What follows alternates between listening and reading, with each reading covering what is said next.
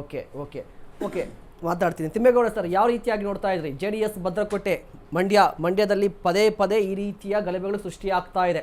ಆರಂಭದಿಂದಲೂ ಕೂಡ last year Nagamangala, ಅದಾದ ನಂತರ ಇವತ್ತು ಮದ್ದೂರು, ಏನಾಗ್ತಾ ಇದೆ ಮಂಡ್ಯದಲ್ಲಿ? ಅದು JDS ಭದ್ರಕೋಟೆ ಅಂತ ಹೇಳ್ತೀವಲ್ಲ. ಒಂದು ನಾನು ಈ ಸಂದರ್ಭದಲ್ಲಿ ಹೇಳಬೇಕಾದ್ರೆ JDS ಭದ್ರಕೋಟೆ ಅನ್ನೋದಕ್ಕಿಂತನೂ ನಮ್ಮ ರಾಜ್ಯದ ಜನತೆಯ ಶಾಂತಿ ಸಹನೆಯನ್ನ ಈ ಕಾಂಗ್ರೆಸ್ ಸರ್ಕಾರ, ನೀಚ ಸರ್ಕಾರ, ದುರಹಂಕಾರ ಸರ್ಕಾರ, ಲೂಟಿ ಸರ್ಕಾರ, ಭ್ರಷ್ಟ ಸರ್ಕಾರ ಹಾಳು ಮಾಡ್ತಾ ಇದೆ ನಮ್ಮ ಕರ್ನಾಟಕದ ಶಾಂತಿಯನ್ನ. ಹೇಗೆ ಅಂತ ಕೇಳ್ಬೋದು. ಹಿಂದೆ ನಾಗಮಂಗಲದಲ್ಲಿ ಗಲಾಟೆ ಆಯ್ತು, ನಿಜ.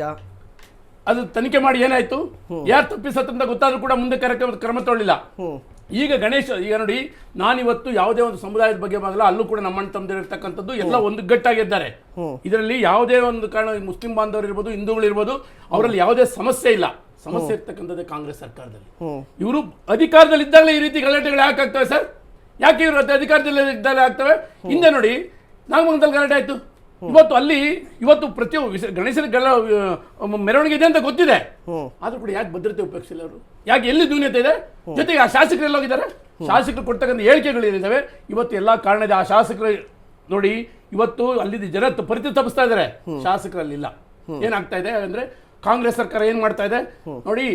ಇವತ್ತು ಈ ಒಂದು ಕಾಂಗ್ರೆಸ್ ಸರ್ಕಾರದ ಒಂದು ಏನ್ ನಡೀತಾ ಇದೆ, ಇದು ಅವನತಿಗೆ ಅನುಕೂಲ. ಕರ್ನಾಟಕ ಜನ ಶಾಪ್ ಆಗ್ತಾ ಇದ್ದಾರೆ. ಇವತ್ತು ಬರೀ ಒಂದ್ ಕಡೆ ಗಲಾಟೆ ಆಗ್ಬಿಟ್ರೆ ಎಲ್ಲ ಕಡೆ ನೆಮ್ಮದಿ ಇರ್ತಾರೆ ಅಂತಲ್ಲ ಸರ್. ಇವತ್ತು ಇವ್ರು ಮಾಡ್ತಕ್ಕಂತಹ ಒಂದು ಏನಿದೆ, ನಡ್ಕೊಳ್ತಕ್ಕಂಥ ರೀತಿ ಇದೆ ಸರ್ಕಾರ, ಇದು ತುಂಬಾ ನಮ್ಮ ಕರ್ನಾಟಕ ಜನತೆ ಗಮನಿಸ್ತಾ ಇದ್ದಾರೆ. ಈ ಒಂದು ಕಾಂಗ್ರೆಸ್ ಸರ್ಕಾರ ಯಾಕೆ ಈ ಮಟ್ಟಿಗೆ ಈ ಲೆವೆಲ್ ಇಳಿತಾ ಇದೆ ಅಂತಕ್ಕಂಥದ್ದು ಯಾರಿಗೂ ಅರ್ಥ ಆಗ್ತಾ ಇಲ್ಲ. ಒಂದು ಆರೋಪ ಇರುವಂತದ್ದು ಡೈರೆಕ್ಟ್ ಆಗಿ ಕಾಂಗ್ರೆಸ್ ಸರ್ಕಾರನೇ ಕಾರಣ ಅಂತ. ಕಾಂಗ್ರೆಸ್ ಸರ್ಕಾರನೇ ಕಾರಣ.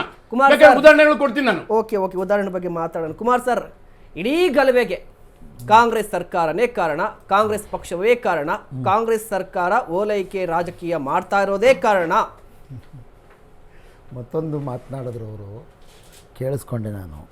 ಕೋಮುಗಲಭೆ ಸಾಮರಸ್ಯ ಸ್ಥಾಪನೆ ಮಾಡಬೇಕು ಭಾರತ ದೇಶದಲ್ಲಿ ಅಂತ ಕೆಲಸ ಮಾಡ್ತಿರೋ ಸರ್ಕಾರ ಅಧಿಕಾರದಲ್ಲಿದ್ದಾಗಲೇ ಪ್ರಚೋದನೆ ಮಾಡಿ ಯಾಕಪ್ಪ ಮಾಡಿಸ್ತಾ ಇದ್ದೀರಿ?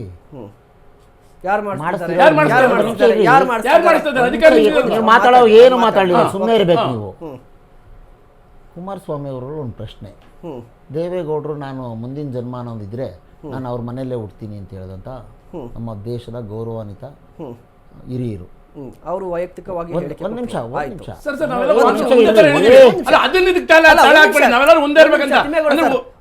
ನೋಡಿ, ಅವ್ರು ಕಂಪ್ಲೀಟ್ ಮಾಡಿ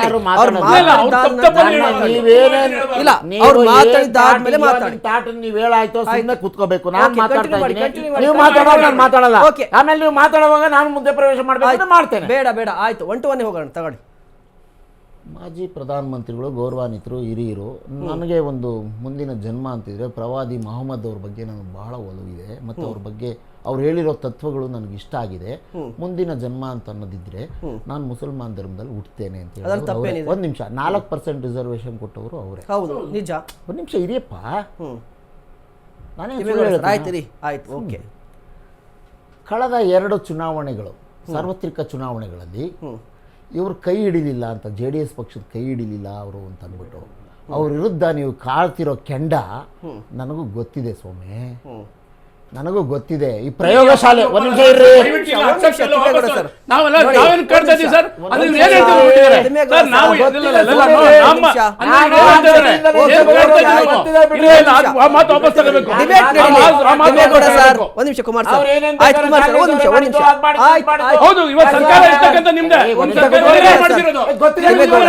JDS ಪಕ್ಷದ ದ್ವಿಮುಖ ನೀತಿ ಆಯ್ತು.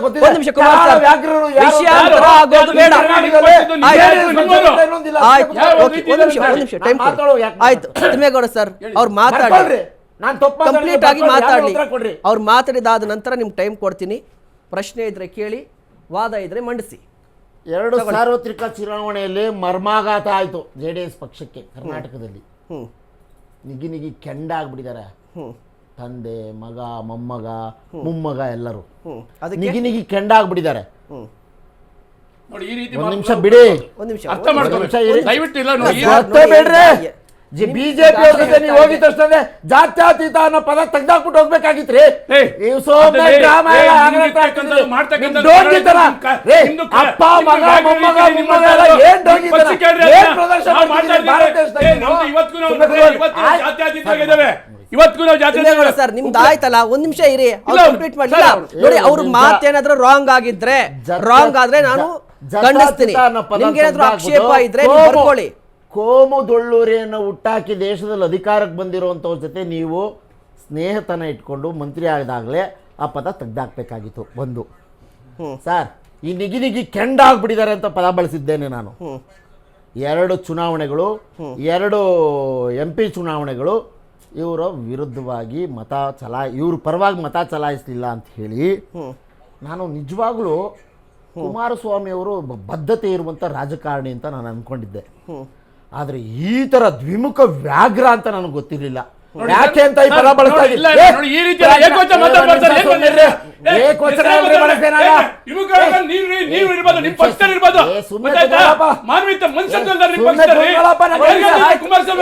ವೈಯಕ್ತಿಕವಾಗಿ ಟೀಕೆ ಮಾಡೋದು ಬೇಡ, ವ್ಯಾಘ್ರರಾಗಿ ವೈಯಕ್ತಿಕವಾಗಿ ಟಾರ್ಗೆಟ್ ಮಾಡ್ತಿದ್ದೀರಿ. ಮಾತಾಡಿ, ವೈಯಕ್ತಿಕವಾಗಿ ಟಾರ್ಗೆಟ್ ಬೇಡ. ರಾಜಕಾರಣಿಯಾಗಿ ಓಕೆ ಕುಮಾರ್ ಸರ್, ಆಯ್ತು ನನ್ನ ಕ್ಷೇತ್ರ ಆಯ್ತು. ಒಂದ್ ನಿಮಿಷ, ನೀವು ವೈಯಕ್ತಿಕವಾಗಿ ಟಾರ್ಗೆಟ್ ಮಾಡ್ತಿದ್ದೀರಾ, ಅದು ಬೇಡ. ವೈಯಕ್ತಿಕವಾಗಿ ಬೇಡ. ಇವತ್ತಿನ ವಿಚಾರ ಇರುವಂತದ್ದು, ಇವತ್ತಿನ ವಿಚಾರ ಇರೋದು, ಇವತ್ತಿನ ವಿಚಾರಕ್ಕೆ ಬನ್ನಿ, ಇವತ್ತಿನ ವಿಚಾರಕ್ಕೆ ಬನ್ನಿ. JDS ಯಾಕೆ ಬಿಜೆಪಿಗೆ ಹೋಯ್ತು, ಬಿಜೆಪಿ ಜೊತೆ ಯಾಕೆ ಕೈ ಜೋಡಿಸ್ತು, ಅವರು ಮತಾಂತರಗಳ ಅಥವಾ ಕೋಮುವಾದಿಗಳ ಜಾತ್ಯತೀತಗಳ ವಿಚಾರ ಅಲ್ಲ. ಇವತ್ತೇನಾಗಿದೆ ಅದ್ರ ಬಗ್ಗೆ ಮಾತಾಡಿ. ಒಂದು ನಿಮಿಷ. 2019ರಿಂದ 2022 ಈ 300 ಕೋಮು ಗಲಭೆ ಆಯ್ತು. ಯಾರ ಅಧಿಕಾರದಲ್ಲಿದ್ರು? ಎಷ್ಟು? 300 ಕೋಮು ಗಲಭೆಗಳು. ಜಿಲ್ಲೆ ವೈಸ್ ತಗೋತೀನಿ ಸರ್, ಜಿಲ್ಲಾ ವೈಸ್ ಹೇಳ್ತೇನೆ. ನಾನೇನು ತಪ್ಪಿಸ್ಕೊಂಡು ಹೋಗೋಕೆ ನಾನು ಆಯ್ತಪ್ಪ. ನಾಗಮಂಗಲದಲ್ಲಿ ಎಂದೋ ನಡೀಲಾರದೆ ಇರುವಂತ ಘಟನೆ, ಎಂದೆಂದು ಭಾರತ ದೇಶ ಸ್ವಾತಂತ್ರ್ಯದ ನಂತರದ ದಿನಗಳಲ್ಲಿ ಹಳೆ ಮೈಸೂರು ಭಾಗದಲ್ಲಿ ಕೋಮು ಗಲಭೆಯ ವಿಚಾರಕ್ಕೆ ಬೆಲೆಯೇ ಇರಲಿಲ್ಲ, ಪ್ರಾಶಸ್ತ್ಯವೇ ಇರಲಿಲ್ಲ ಆ ಸ್ಥಳದಲ್ಲಿ. ಆ ಮಣ್ಣಿನ ಗುಣವೇ ಸಾಮರಸ್ಯದ ಗುಣ. ಆ ನೆಲದಲ್ಲಿ ಒಬ್ಬ ಪ್ರಜ್ಞಾವಂತ ರಾಜಕಾರಣಿ, ಒಂದು ಬದ್ಧತೆ ಇರೋರು, ನೋಡ್ರಿ ನನ್ನ ಮಂಡ್ಯ ಜಿಲ್ಲೆಯಲ್ಲಿ ಇದಕ್ಕೆಲ್ಲ ಅವಕಾಶ ಇಲ್ಲ ಅಂತ ಎಲ್ಲಾದ್ರೂ ಒಂದು ಶಬ್ದ ಅವ್ರ ಬಾಯಿಂದ ಬಂತ? ಒಂದ್ ನಿಮಿಷ ಇರಿ, ಒಂದ್ ನಿಮಿಷ ಇರಿಯಪ್ಪ. ನೋಡ್ರಿ, ಕಾನೂನು ಕ್ರಮ ತೆಗೆದುಕೊಳ್ಳಿ ಅಂತ ಹೇಳೋದು ಅದು ಎಲ್ಲರೂ ಮಾಡುವಂತ ಕೆಲಸ. ನಾವು ಹೇಳ್ತಾ ಇದ್ದೇವೆ, ಈ ತರದ್ದು ಯಾರು ಮಾಡಿದ್ದಾರೆ ಅವ್ನು ಯಾವರೇ ಮಾಡಿರ್ಲಿ, ಈ ಭಾಗದಲ್ಲಿ ಮಾಡಿರ್ಲಿ, ಆ ಭಾಗದಲ್ಲಿ ಮಾಡಿರೋನು ಇರ್ಲಿ, ಎಡಮುರಿ ಕಟ್ಟುವಂತ ಕೆಲಸ ಕಾಂಗ್ರೆಸ್ ಪಕ್ಷ ಖಡಾಖಂಡಿತವಾಗಿ ಮಾಡ್ತಾರೆ.